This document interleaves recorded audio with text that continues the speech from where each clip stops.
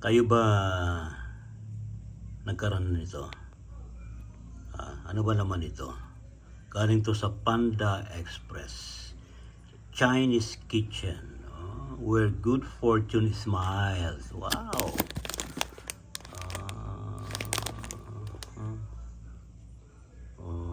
Okay. Panda Restaurant Group.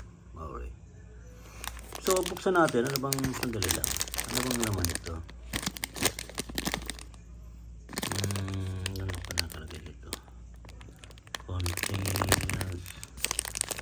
whole milk components, soybeans. Meron pa siyang, contains sweet milk components. Medyo ingat din kayo, ha? Yan may mga lactose intolerant yan. Sugar, margarine,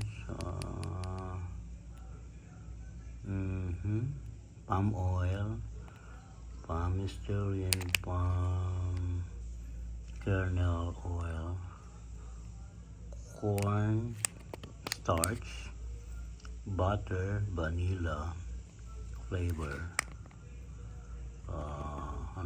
powder salt. Okay, so buksan na natin to. Buksan natin to. Dali lang.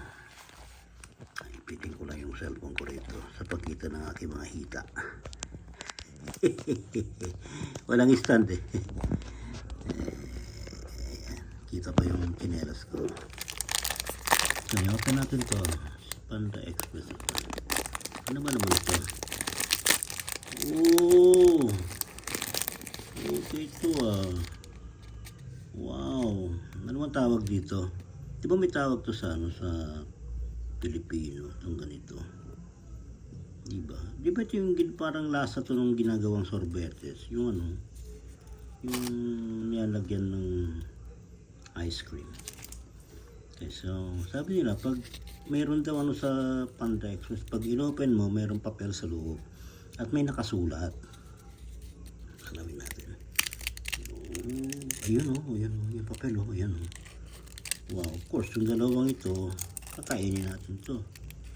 Dali lang, kainin ka muna.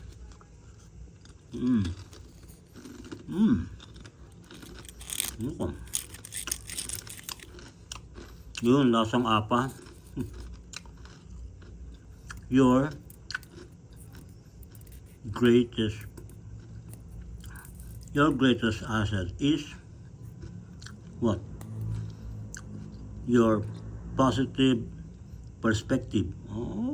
Salamat.